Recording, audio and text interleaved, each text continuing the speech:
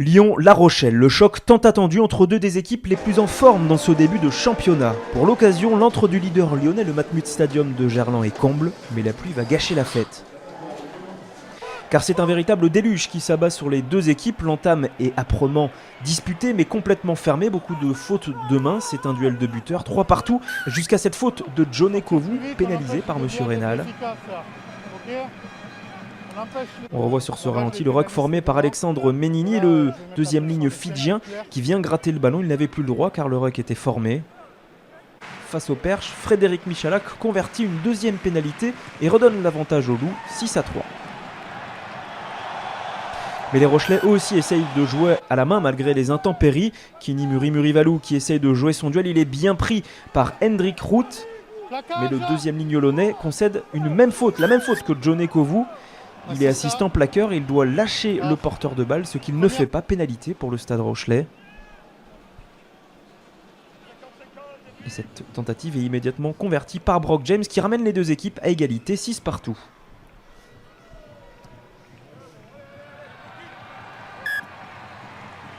C'est d'ailleurs le score à la pause, 6 partout entre Lyon et La Rochelle après une première mi-temps bien terne. Le deuxième acte repart sur les mêmes bases avec une pénalité de part et d'autre et les Lyonnais qui font le siège des 22 mètres Rochelais. Michalak est en place pour le drop mais il se ravise. Alors M. Rénal revient à l'avantage en court, position de hors-jeu de la défense rochelaise. Et l'ouvreur lyonnais est impeccable ce soir. Il convertit une 4e pénalité consécutive et permet à Lyon de repasser devant 12-9. Mais le renvoi est mal négocié par les Lyonnais, les Rochelais qui récupèrent le ballon et font le siège à leur tour des 22 mètres du Loup. Alexis Balès commande une relance avec ses avants. Mais la défense lyonnaise est en place, cela ne passe pas avec les gros. Alors suivez bien le demi-de-mêlée Rochelais qui feinte la passe, prend l'intervalle et c'est la valise gagnante avec le premier essai du match pour Alexis Balès. Déjà décisif face à Toulouse la semaine dernière avec un essai et 22 points inscrits. Le demi-de-mêlée Rochelais est encore une fois décisif dans ce match, mais est-ce le tournant de cette partie?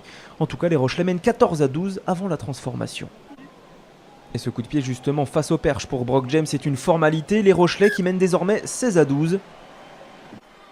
Puis 16-15 après une nouvelle pénalité convertie par Frédéric Michalak, mais encore des difficultés sur la réception de ses renvois du côté du Loup. Pélissier qui prend le temps, qui dégage.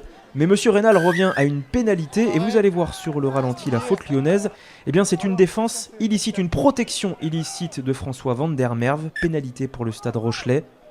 Brock James ne se fait pas prier pour sceller la victoire des Maritimes avec une nouvelle pénalité. 19-15 pour le Stade Rochelais. Les Maritimes qui signent une 3e victoire à l'extérieur de la saison et font tomber pour la première fois le leader lyonnais au Matmut Stadium de Gerland. Les Rochelais s'installent provisoirement à la 2e place du championnat.